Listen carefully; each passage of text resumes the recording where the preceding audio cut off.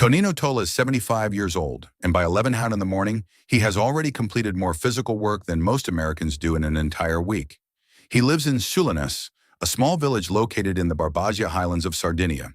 He is a shepherd. Every morning before the light is fully up, he walks or rides his donkey 5 miles to reach his mountain pasture. By the time the sun clears the ridge, he has milked 4 cows, chopped half a cord of wood, and walked 4 miles alongside his flock across rocky terrain. He carries things, and not in a metaphorical sense. He picks up milk pails, wood bundles, and the occasional lamb. He does all of this without a gym, without protein shakes, and without a structured fitness program. He does it because it is Tuesday, and Tuesday is a work day. He is not considered exceptional in Sulines. He is ordinary. That is exactly what makes him worth your attention. The average American man at age 70 walks somewhere between 2,500 and 4,000 steps a day. Tonino walks 25,000. The difference between those two numbers is not genetics, not supplements, and not a personal trainer. It is architecture, the way a day is built. And that is exactly what this video is about. Get a pen because the protocol here is not what you eat. It is how you move through the hours. Tonino's day starts with the walk, 5 miles out and 5 miles back. Not on a treadmill and not on a track, but on rocky mountain paths that shift under every step. His ankles adjust constantly. His hips stabilize. His calves push against terrain that never gives the same surface twice. He is not exercising in the way that word gets used in American health culture. He is going to work. The movement is the work. Here is why that distinction matters. When researchers talk about non-exercise activity thermogenesis, or NEAT for short, they are describing exactly what Tonino does. NEAT is all the movement that happens outside of structured workouts. Walking to the car, carrying bags, standing in the kitchen, and climbing stairs. Levine and colleagues at the Mayo Clinic found that NEAT is a larger determinant of daily caloric burn and muscle engagement than structured exercise. A gym session burns calories for 45 minutes. Tonino's day burns them for 12 hours straight. For you, the closest version of this is not a gym membership. It is walking before you open your phone in the morning, a 20-minute walk before breakfast, not after, but before. That one shift front-loads your movement signal and mirrors what Tonino does instinctively. Beyond the morning walk, Tonino carries things. This sounds simple, but it is not. By the time a Sardinian shepherd reaches his 60s, carrying a load is so built into the day that it doesn't register as exercise. It registers as Tuesday. He carries milk pails which weigh between 20 and 40 pounds when full. He bundles and lifts firewood. He picks up animals. His grip strength, which researchers consistently identify as one of the strongest predictors of functional independence after 60, stays high not because he trains it, but because he uses it daily. The viewer equivalent is no carts. Next time you do your grocery run, hand carry 2 bags from the car to the kitchen. Not everything, just 2 bags. That 50-foot walk with 15 to 20 pounds activates your posterior chain, your grip, and your core in a way that pushing a cart simply does not. It is 2 minutes of work. Tonino would not consider it worth mentioning. Do it twice, and it becomes part of your Tuesday. The third pattern in Tonino's day is one that stopped me when I first read about it. Sardinian shepherds sit down for meals for maybe 2 or 3 hours total per day. The rest of the time, they are on their feet. Not because they decided to stand more, but because there is work to be done, and the work does not happen from a chair. The average American at 70 sits for 10 to 12 hours a day. The chair is where we eat, where we watch, where we drive, and where we work. Sitting is not neutral. When you sit for extended stretches, the metabolic signal to your muscles goes quiet. The muscles are not being asked to do anything, so they begin slowly and steadily to shrink. This happens at a rate of 1% per year after age 50. That is the documented rate of muscle loss under sedentary conditions. 1% sounds small until you do the math on a decade. Tonino's practical version for you is to stand for breakfast. That is it. Not forever and not at every meal. Stand at your kitchen counter for breakfast. Walk around while you make a phone call. Fold laundry standing up. These are not dramatic interventions. They are the structural minimum that keeps the muscle signal alive between the larger efforts. Now pause here for a second. Think about yesterday. How many hours were you on your feet, moving, standing, and doing something versus sitting? 6 hours on your feet is the positive range. Under 3 hours means your muscle signal was largely absent all day. You do not have to calculate this precisely. A rough, honest answer is enough because that number, whatever it is the gap between your architecture and Tonino's.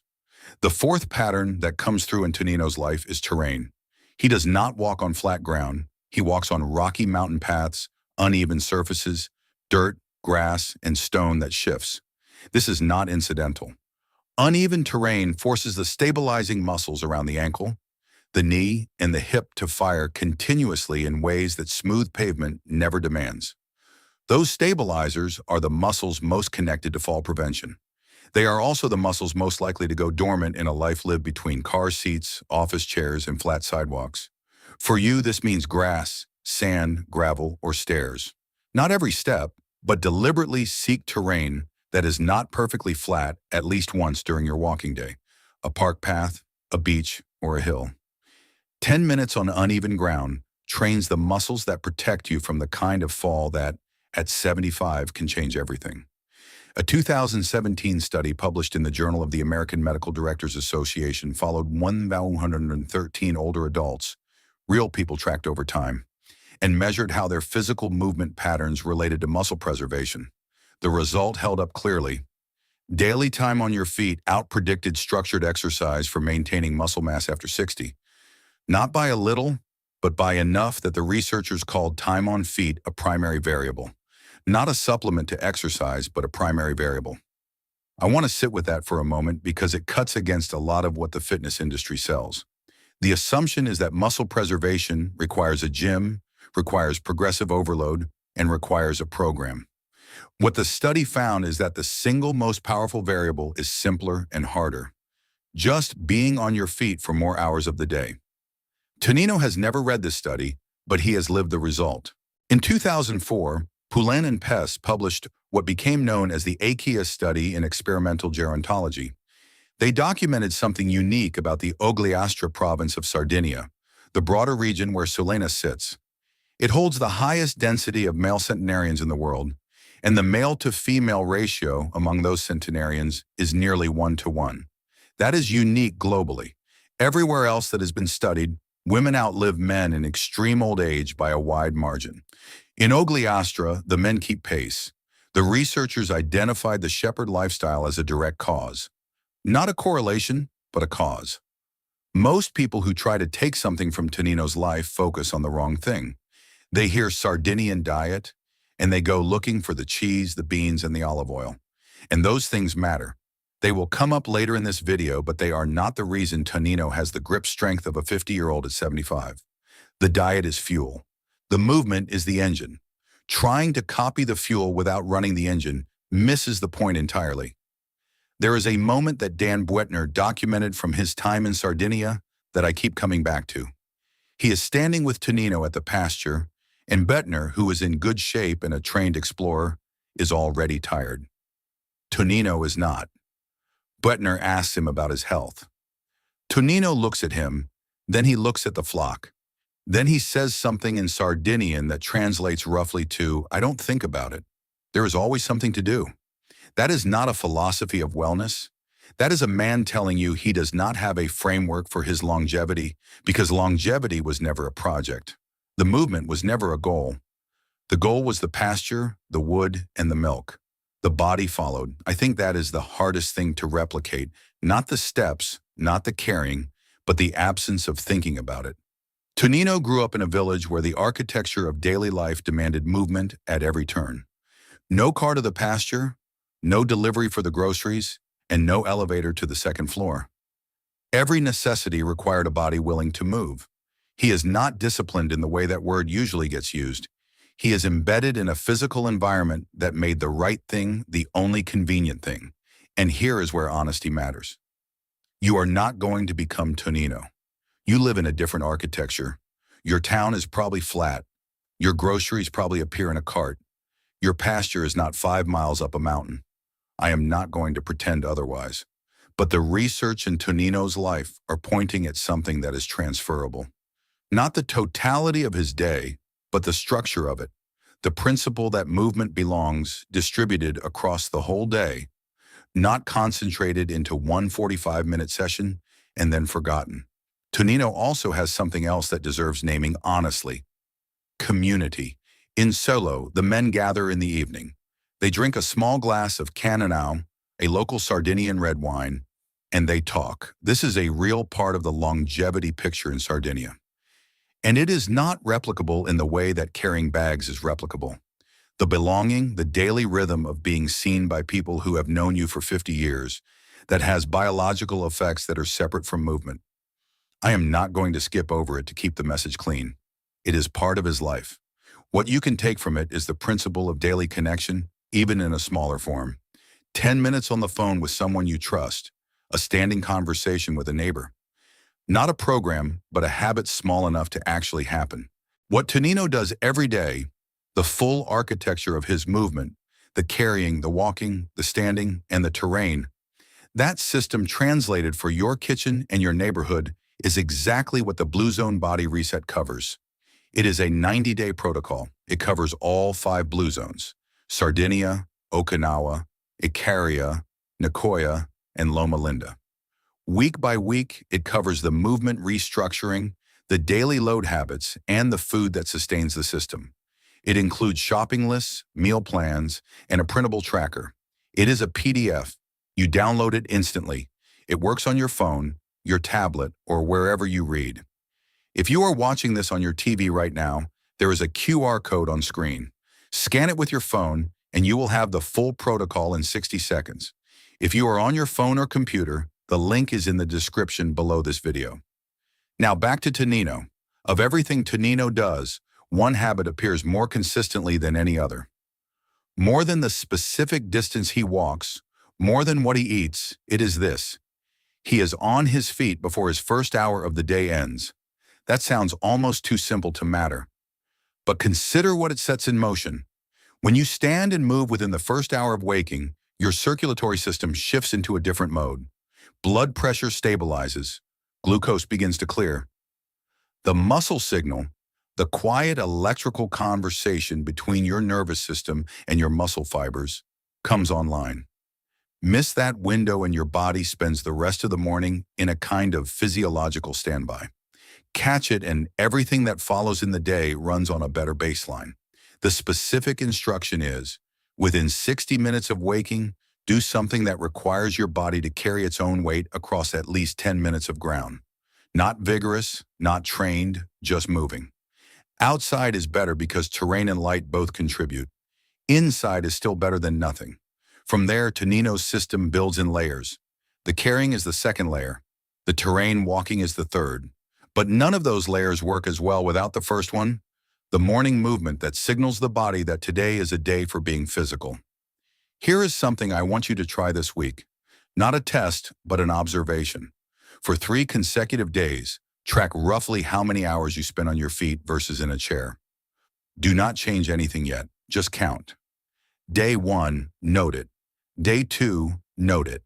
Day 3, you will have a baseline. That baseline is more useful information than most health screenings because it tells you exactly where your architecture is failing you. Tonino does not track anything. He does not need to. But you are building a new architecture from scratch, and you need to know where you are starting. The system insight that connects all of Tonino's habits is this: they are not separate behaviors. They are one behavior distributed. The morning walk primes the system. The carrying builds and maintains the load-bearing strength. The terrain challenges the stabilizers. The standing at meals keeps the signal from going dark between the larger efforts. Remove any one of those elements and the others become less effective. They are not a list of good habits. They are a single biological protocol broken across the hours of a day. That is the thing the Ogliastra data is pointing at. The highest male centenarian density in the world did not emerge because the men of that province had good intentions. It emerged because their daily architecture demanded movement continuously in varied forms across the full span of working years. The body adapted, kept adapting, and in many cases was still adapting at 90. The research is clear on timelines. 72 hours after you begin moving more, specifically after you start adding time on feet in the first morning hour, your blood glucose variability begins to improve. That is not a projection. That is a documented metabolic response to increased daily activity. After your second or third grocery run, where you hand carry 2 bags instead of using a cart, you will notice your grip is more reliable. Not dramatically stronger, but more awake. The neural pathway that connects your brain's intention to your hand's grip has been used, and the body remembers use. The morning you forget to think about the walk, the morning you just go the way Tonino goes, because it is what you do. That is the day the architecture has shifted. That is not week 1. That is probably somewhere around the 3rd or 4th week. But it comes. And once it comes, the effort required to sustain it drops to almost nothing because you are no longer making a decision. You are just doing Tuesday. And at 90 days, if you have added the carrying, the terrain, the standing at 1 meal, and the morning movement, the composite effect on muscle preservation is measurable. Not dramatic, but measured. A slower loss curve, better grip numbers, and less fatigue in the afternoon hours. The kind of changes that do not make anyone say, wow, but that compounded across 5 years are the difference between a body that still works and one that doesn't. Tonino, last documented in his mid-70s, was still walking the mountain, still carrying, and still not thinking about it. Your action for tonight, not this week, tonight, is to plan where you will walk tomorrow morning before anything else happens. Not a long walk, not a hard walk. 30 minutes on whatever ground is outside your door. Set that as the first thing, not the thing you get to if time allows. First, subscribe to the Blue Zone Way. Every week, one zone, one practice, one system. All of it drawn from people who lived it without ever calling it a wellness routine. And one question, before today, had you heard of Tonino Tolla? Let me know in the comments because I want to understand how many people already know the most important shepherd in longevity research and how many are encountering him here for the first time. Tonino Tolla did not set out to teach anyone anything. He just went to work. If this story changes the way you look at the simple movement of your daily life, please subscribe to our channel and like this video. We are uncovering the history and the habits that modern society has tried to bury. Let's plant the seeds for a healthier future together. The next treasure of longevity will be revealed soon.